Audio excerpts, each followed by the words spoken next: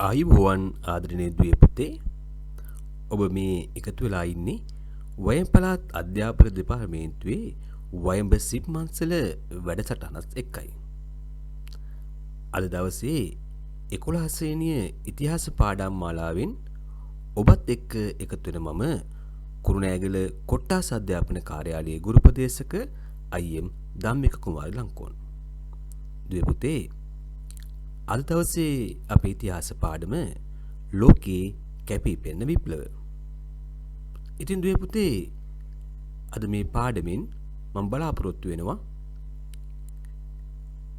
American නිදහස් සටන පිළිබඳව ඔබත් එක්ක දැනුම හුවමාරු කරගන්න.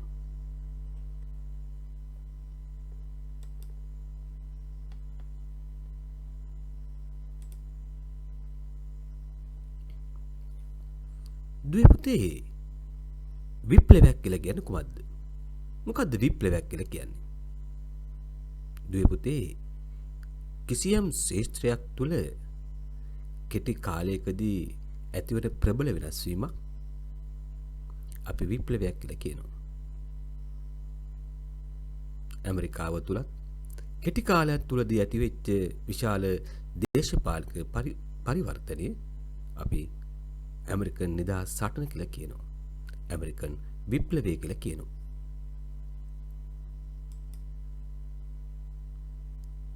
දුවේ පුතේ ඇමරිකන් ජනපද වාසීන් බ්‍රිතාන්‍ය අධිරාජ්‍යයෙන් නිදහස ලබා ගැනීම සඳහා ගෙන ගිය සටන ඉතා සරලව ඇමරිකන් නිදහස් සටන වශයෙන් හඳුන්වන්නට පුළුවන්. දුවේ පුතේ ක්‍රිස්ටෝෆර් කොලම්බස් ආසියාවට එන්නට උත්සාහ කළා. ඔහු අහම්බෙන් කැරිබියන් මුහුදේ බහමාස් දිවයිනට ගොඩ බැස්සා. ඔහු වරදවා වටහා ගත්තා. ඔහු ගොඩ බැස්සේ ඉන්දියාවට කියලා. ඉන්දියාවේ බටහිර ප්‍රදේශයට කියලා. ඒ නිසා ඒ බහමාස් දිවයින් වල හිටපු වැසියා ක්‍රිස්ටෝෆර් කොලම්බස් විසින් ඉන්දියානු වැසියන් කියලා හඳුනා ගත්තා. ඉන් අනතුරුපතේ ඇමරිගෝ වෙස්පූචි මේ ප්‍රදේශය ඉන්දියාව හෝ ආසියාවේ නැගෙනහිර ප්‍රදේශයක් නෙවෙයි වෙනම භූභාගයක් ලෙස හඳුනා ගත්තා. ඔහුට ගරු කිරීමක් විදිහට මේ භූමි ප්‍රදේශය ඇමරිකාව නැතහොත් නව ලෝකය කියලා හඳුන්වන්නට ලෝක ප්‍රජාව උත්සාහ ගත්තා.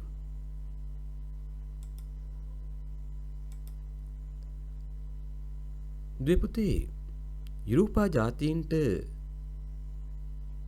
ඇමරිකාව තුළ ජනපද පිහිටවන්නට අවශ්‍ය වුණේ ඇයි? කවුද මේ නව ලෝකයේ තුල ඇමරිකාව තුල ජනපද පිහිටුවාගත්ත යුරෝපා ජාතීන්? දුවේ පුතේ පෘතුගාලය, ස්පාඤ්ඤය, ඕලන්දය, ප්‍රංශය සහ බ්‍රිතාන්‍ය වගේ රටවල් ඇමරිකාව තුල නව ලෝකයේ තුල ඉතා තරගකාරී විදිහට ජනාවාස පිහිටුවා ගත්තා. ඇයි මේ යුරෝපා ජාතීන්ට වෙනත් ප්‍රදේශයක මේ වගේ යටත් වීත නැත්නම් ජනපද පිහිටුවා ගන්නට අවශ්‍ය වුණේ? දුවේ පුතේ යුරෝපා රටවල පැවතුණු රෝමානු කතෝලික හා රෙපර්මාදු ආගමික ගැටුම් නිසා ආගමික නිදහස පතා නව ප්‍රදේශ වෙත යුරෝපීය ජාතිකයෝ ඇදලා ගියා. ඒ වගේම දුවේ පුතේ නව ප්‍රදේශවල ඉඩකඩම් අත්පත් කරගෙන තමන්ගේ ජන ජීවිතය සෞභාග්‍යමත් කරගන්නට ඔවුන්ට අවශ්‍ය වුණා. ඒ වගේමයි දුවේ පුතේ කීර්තිය හා ධනය වර්ධනය කර ගැනීමේ අරමුණෙන් යුරෝපා රටවල පාලකයන් නව ප්‍රදේශවා ජනාවාස පිහිටුවා ගැනීමට ලොකු උනන්දුවක්, ලොකු ධෛර්යයක් ලබා දුන්නා. මෙන්න මේවා යුරෝපා ජාතීන් ඇමරිකාව තුළ තම ජනපද පිහිටුවා ගන්නට ප්‍රධාන වශයෙන් බලපෑවා. දුවේ පුතේ ඇමරිකාව උතුරු ඇමරිකාව සහ දකුණු ඇමරිකාව කියලා අපිට කොටස් කරලා හඳුනා ගන්න පුළුවනි. ඉතින් දුවේ පුතේ උතුරු ඇමරිකානු ප්‍රදේශ තුල බ්‍රිතාන්‍ය ජාතිකයෝ හා ප්‍රංශ ජාතිකයෝ ඉතා තරගකාරීව තම ජනපද පිහිටුවීමේ ව්‍යාපාරයේ නිරත වුණා. ඒ වගේම ස්පාඤ්ඤවරුන් හා පෘතුගීසි ජාතිකයෝ දකුණු ඇමරිකාව තුළ තම ජනපද පිහිටුවා ගන්නට කටයුතු කළා. කෙසේ වෙතත් පුතේ උතුරු ඇමරිකාව තුළ ජනපද පිහිටුවා ගත්ත බ්‍රිතාන්‍යයන් හට වර්ජිනියා, මැසචුසෙට්ස්, නිව්යෝර්ක්, නිව් හැම්ෂයර්, මේරිලන්ඩ්, කනෙක්ටිකට් වගේ ජනපද 13ක් විවිධ කාලවකවානුවේදී පිහිටුවා ගන්නට හැකියාව ලැබුණා.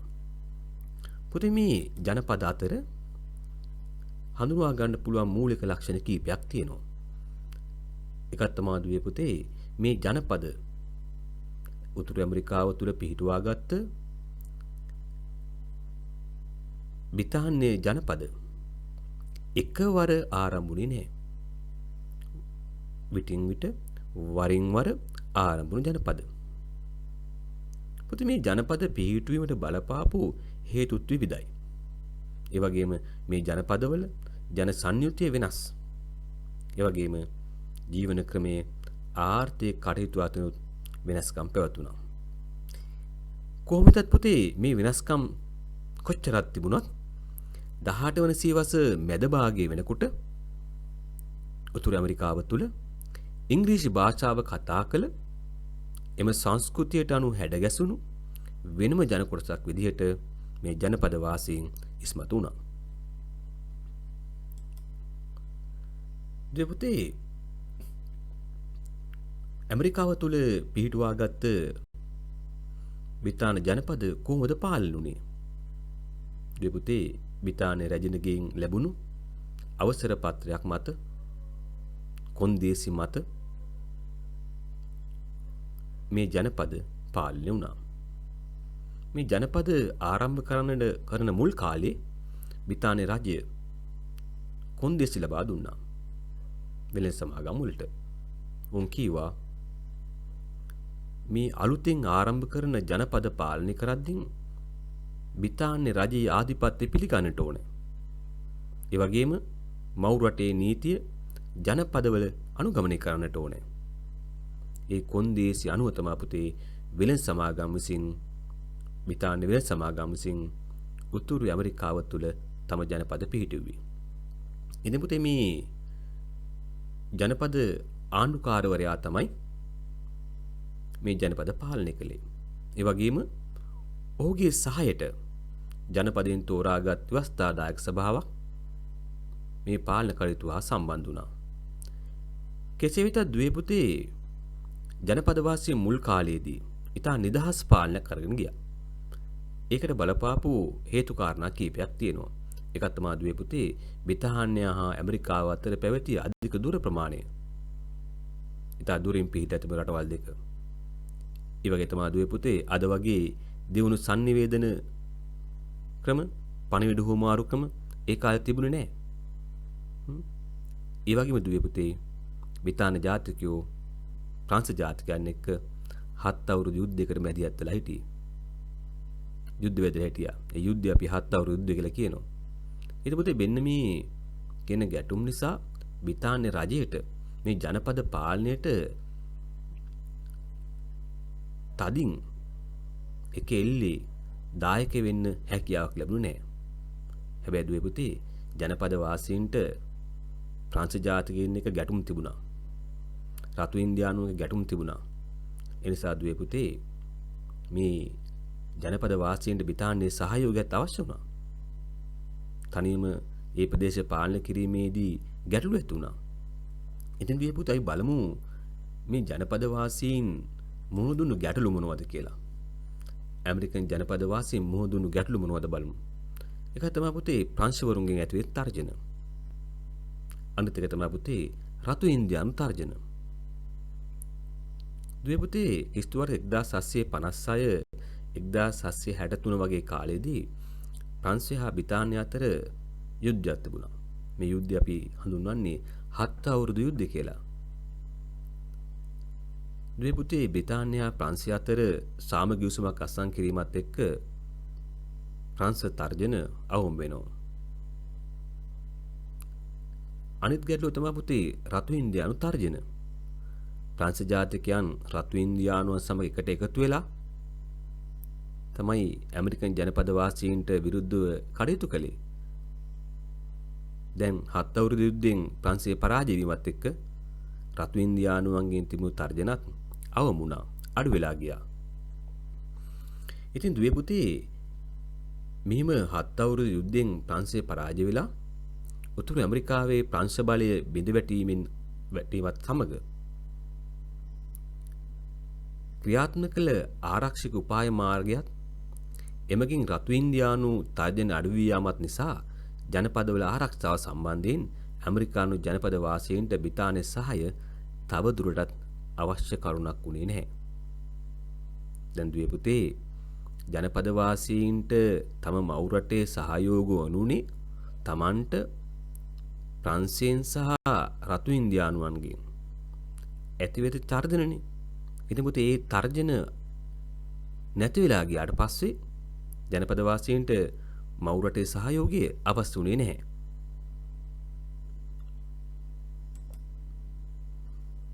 ඊළඟට පුතේ මේ නිදහස් සටනට බලපාපු තවත් හේතු කරුණු කාරණා ගොඩක් තියෙනවා. එකක් තමයි පුතේ මේ ඇමරිකන් ජනපද සම්බන්ධයෙන් බ්‍රිතාන්‍යයන් අනුගමනය කරපු ආර්ථික ප්‍රතිපත්තිය. මේ ආර්ථික ප්‍රතිපත්තිය බ්‍රිතාන්‍යයට මව් රටට වැඩි වාසියක් අත්වන විදිහේ ආර්ථික ප්‍රතිපත්තියක් ක්‍රියාත්මක වුණේ.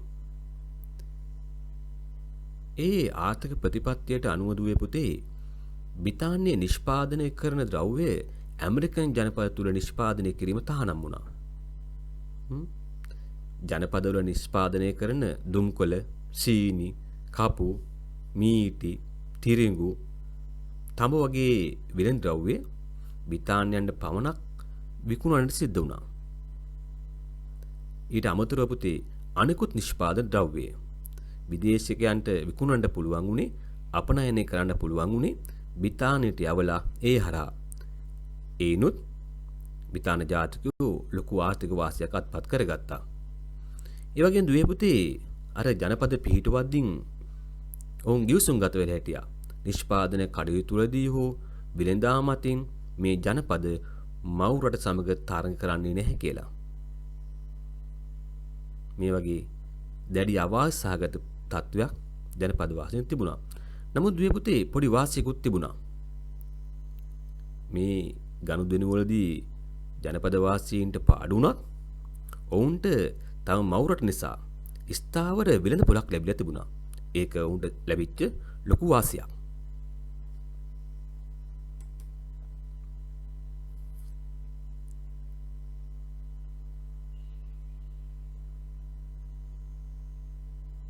දුවේ පුතේ මුල් කාලයේදී බ්‍රිතාන්‍ය නීති රීති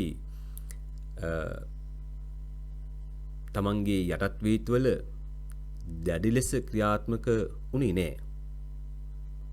ඒ නිසා ජනපද වාසීන්ට මේ විනදාම් කටයුතු වලදී සිදුවන අවහිරේතා පාඩු මග හරවා ගන්න ඔවුන් වෙනත් ජාතීන් සමග හොරෙන් ගනුදෙනු කළා. මොකද තමන්ගේ මව් රටේ අවධානය තමන්ගෙන් ගිලිහිලා තිබුණේ. ඒ නිසා ජනපද වාසීන් විනත් රටවල් සමග විනත් ප්‍රදේශ සමග හොර විලඳාම් වලට ගිවිසුම් ගත වෙලා හිටියා. ඒකෙන් ඔවුන් යම් වාසියක් ලබා ගත්තා. ඉතින් දුවේ පුතේ මේ වගේ කරුණු හින්දා 1763 වර්ෂයේ පමණ වන තෙක් බ්‍රිතාන්‍ය ආර්ථික පිළිවෙත හා නීති රීතිවට එරෙහිව ඇමරිකන් ජනපද වලින් ප්‍රබල විරෝධයක් මතුනේ නැහැ.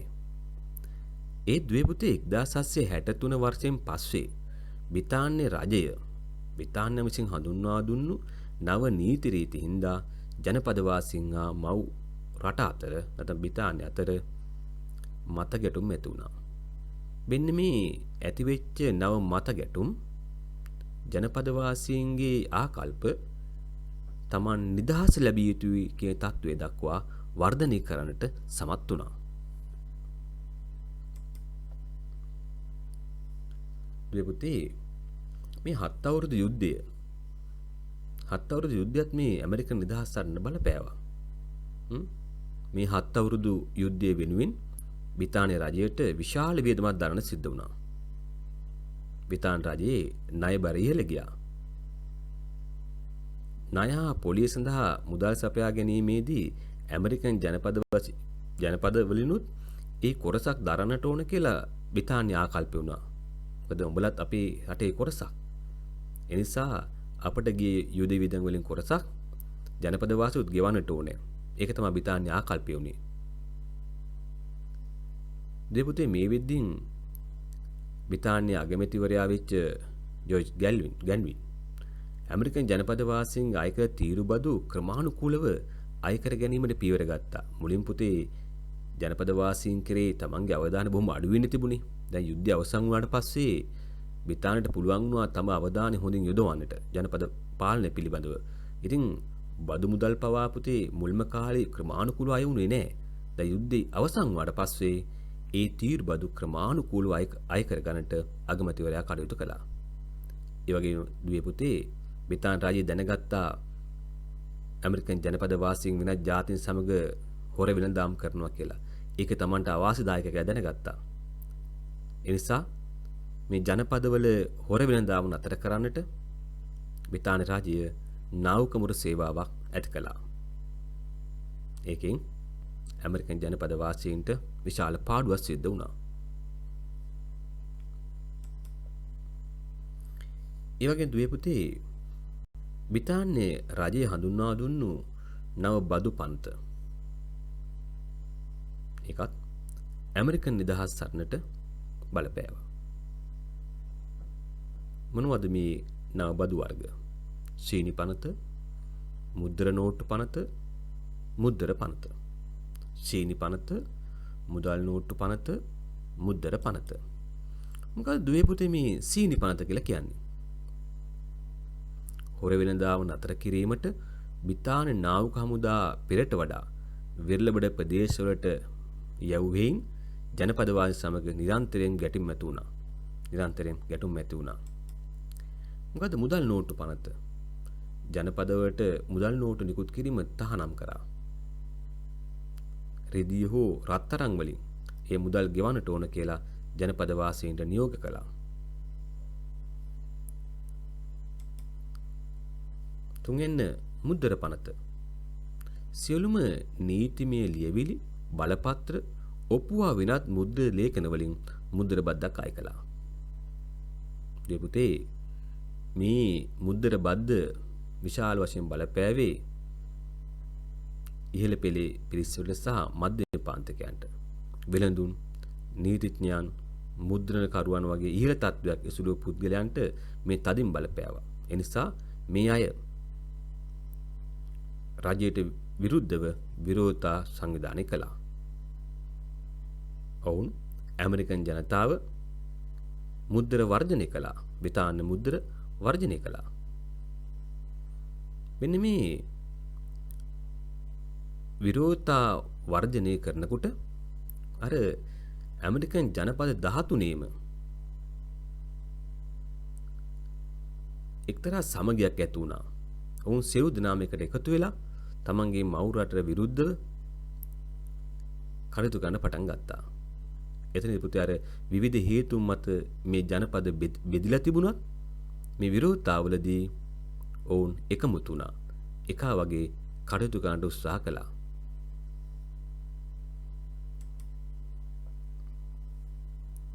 ඉතින් පුතේ මේ ඉහතින් සඳහන් කරපු බදු වලට අමතරව තේ, වීදුරු, කඩදාසි ආදී සඳහා තීරු ගාස්තු අය කිරීම පිළිබඳවත් ඇමරිකාව තුළ විරෝධතා මතු වුණා.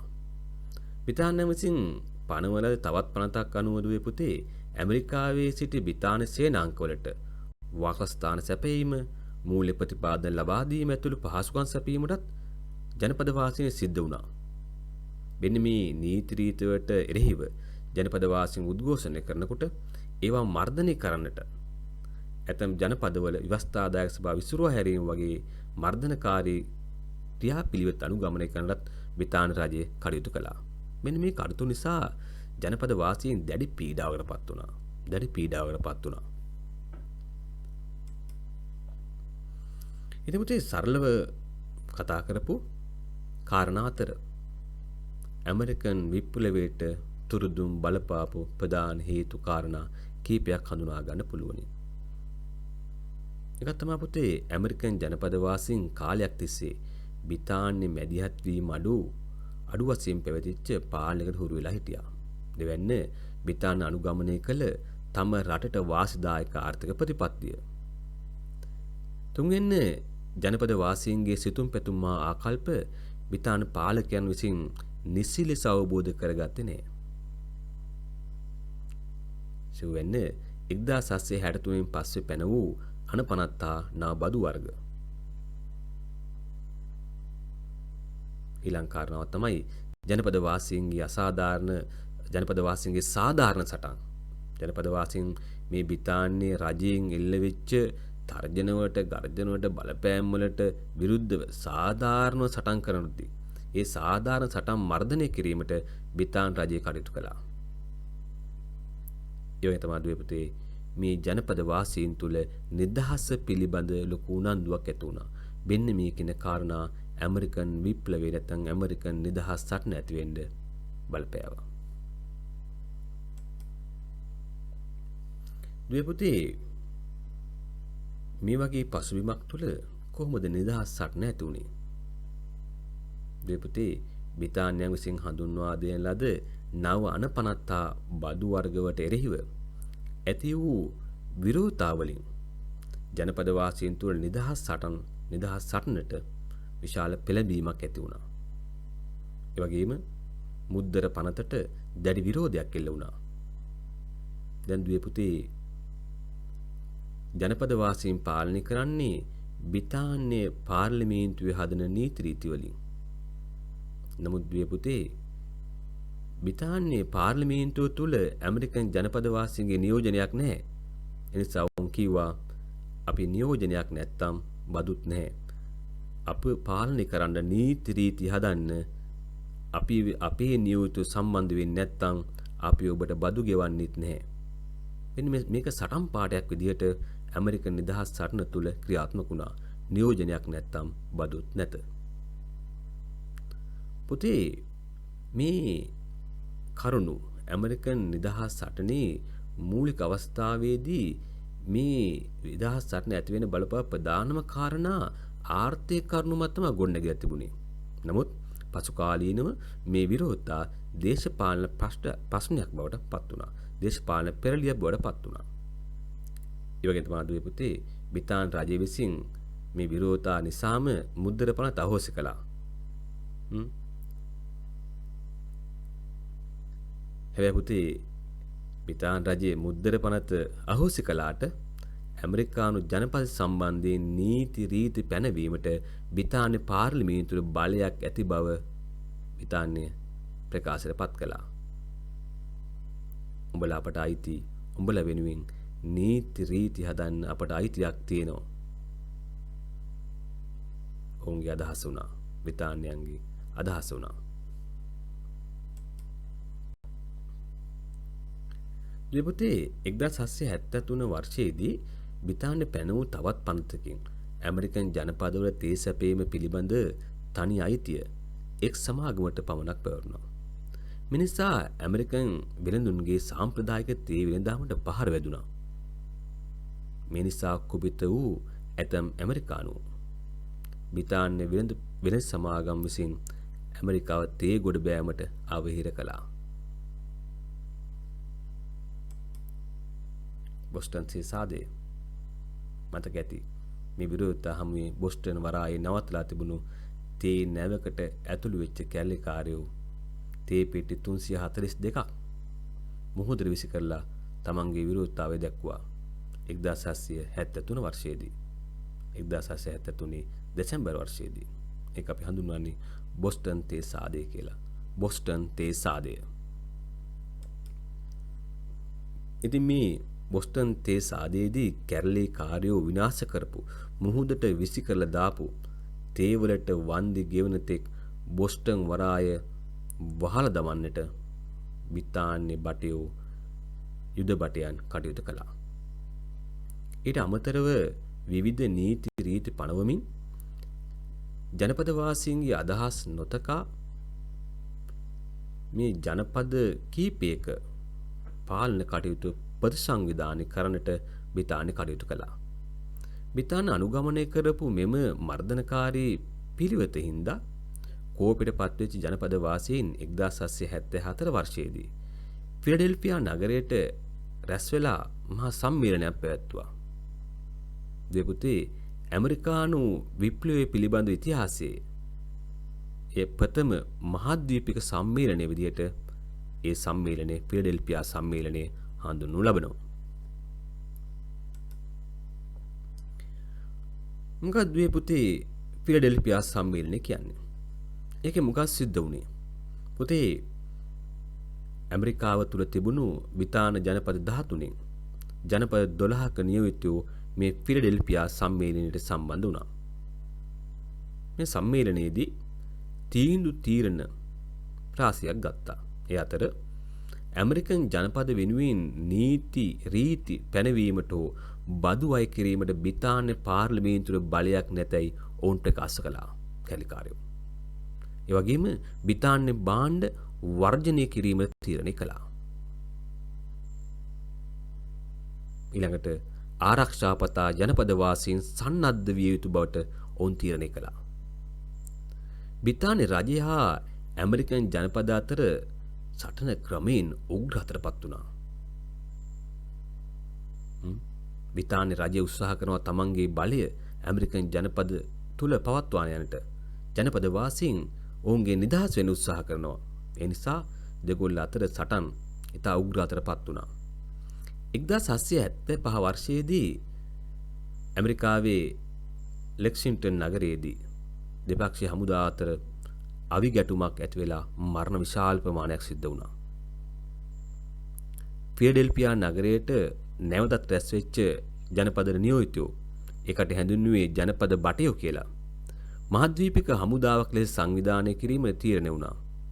එම හමුදාවේ අණ දෙන නිලධාරියා විදිහට ජෝර්ජ් වොෂින්ටන් මහත්මයා පත් කරගත්තා.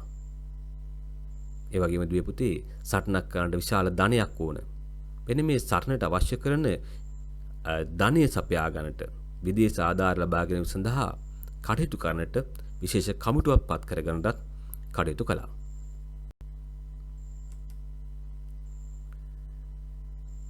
ඉතින් දුවේ පුතේ නිදහස් සටන බ්‍රිතාන්‍යයන්ට අවාසිදායක තත්වයට පත් වෙන්න බලපා ප්‍රධාන කාරණා කීපයක් තියෙනවා. එකක් තමයි දුවේ පුතේ සතපුන් දහස් ගණනක් දුර නුහුරු නුපුරුදු ප්‍රදේශයක සටන් කරන්නට බ්‍රිතාන්‍ය හමුදාවට සිද්ධ වුණා. ඒක විශාල ගැටලුවක් වුණා බ්‍රිතාන්‍යයට. ඒ තමයි පුතේ දෙපක්ෂ අතර සටන් වලදී ප්‍රංශය ඇමරිකන් හමුදාවට සහාය ලබා දීම තීරණය කළා. ඒ වගේ තමයි දුවේ පුතේ ඉස්පාඤ්ඤය, ඕලන්දය බ්‍රිතාන්‍ය විරෝධී පිට එකතු වුණා. මෙන්න මේ තත්වය ඇමරිකන් නිදහස් සටන බ්‍රිතාන්‍යයන්ට අවාසිදායක තත්ත්වයට පත් වෙන්නට ප්‍රධාන හේතුවක් බවට පත් වුණා. දෙපුතේ මේ සටන් කැරලි කෝලහලි යනකොට දෙපක්ෂ අතර විශාල ගැටුම් විශාල ප්‍රමාණයක් ඇති වෙනවා. ඉතින් මේ අතර පැරිස් සාමගිය සුවය වැදගත්. පුතේ බ්‍රිතාන්‍යයන් සටන් කීපකින් පරාජයටපත් වුණා. 1783 වර්ෂයේදී බ්‍රිතාන්‍ය ජනපද වාසීන් එක්ක සාකච්ඡාවට යමු වුණා. ඇමරිකාව නිදහස් ස්වාධීන රාජ්‍යයක් ලෙස පිළිගන්න බ්‍රිතාන්‍ය කැමති වුණා. ඒ නිසාම නා ව්‍යවස්ථාවක් සම්මත කරගත්තා. නා ව්‍යවස්ථාවක් සම්පාදනය කරගනිමින් ජෝර්ජ් වොෂින්ටන් මහත්මයා ඇමරිකාවේ ප්‍රථම ජනාධිපතිවරයා විදිහට තේරීපත් වුණා. දෙපොතේ මෙම සිදුවෙච්ච ඇමරිකන් නිදහස් සටනේ ප්‍රතිඵල මොනවද? ඒක තමයි දුවේ පුතේ ඇමරිකා එක්සත් ජනපදයේ කියලා ස්වාධීන රාජ්‍යයක් බිහි වුණා. මෙච්චර කල් බ්‍රිතාන්‍යයට යටත් ජනපද වශයෙන් තිබුණු ඇමරිකාව තුළ බ්‍රිතාන්‍ය ජනපද නිදහස් රාජ්‍යයක් බවට පත් වුණා. නිදහස් රාජ්‍යයක් බවට පත් වුණා. ඒ වගේම දුවේ පුතේ සමස්ත මානව සංහතියටම නිදහසේ අගය පෙන්වා දුන්නු කදිම අවස්ථාව බවට පත් වුණා ඇමරිකන් නිදහස් සටන. ඒ වගේම තමයි දුවේ පුතේ මූලික මිනිස් අයිතිවාසිකම් පිළිබඳව ලෝකයේ පුරා උනන්දුවක් ඇති වුණා. ජනපද වාසී නිදහස ලැබීමත් එක්ක මේ වගේ යටත් වෙලා හිටපු අනිකුත් සියලුම ජාතීන් නිදහස ලබා ගැනීම පිළිබඳ ලොකු උනන්දුවකින් කටයුතු කරන්න පටන් ගත්තා. ඒ වගේම දුවේ පුතේ ලෝකයේ ප්‍රථම ලිඛිත සංධීය ආණ්ඩුක ව්‍යවස්ථාව බිහි වුණා ඇමරිකාව තුළ. මෙන්න මේවා ඇමරිකන් නිදහස් සටනේ ප්‍රධාන ප්‍රතිඵල විදියට අපට හඳුන්වා දෙන්න පුළුවනි. ඉතින් දුවේ පුතේ මේ ඇමරිකන් නිදහස් සටන පාඩමින් අවස්ථා ගණනාවකදී ඔබේ විභාගයට ප්‍රශ්න අහලා තියෙනවා. ඉතින් දුවේ පුතේ ඉතා විශාල ප්‍රශ්න ප්‍රමාණයක් මේ පාඩමින් අහන්නේ නැහැ. ඔබේ විභාගයට වැදගත් වේ කියලා හිතන ප්‍රශ්න කීපයක් පිළිතුරු කීපයක් මම මේ පාඩමට ඇතුළත් කරලා තියෙනවා. ඉතින් දුවේ පුතේ අද දවසේ අපේ පාඩමුනේ ඇමරිකන් නිදහස් සටන. ඉතින් දුවේ පුතේ අපේ පාඩම් මාලාවෙන් ඔබ යම්කිසි ප්‍රයෝජනයක් ගන්නට ඇතැයි අපි විශ්වාස කරනවා. එහෙනම් දුවේ පුතේ අද දවසේ ඉතිහාස පාඩමින් මම ඔබෙන් සමුගන්නවා. ඉදිරි දවසකදී තවත් පාඩමකින් හමු වෙනතුරු ඔබ සියලු දෙනාටම සුබ අනාගතයක් වේවා.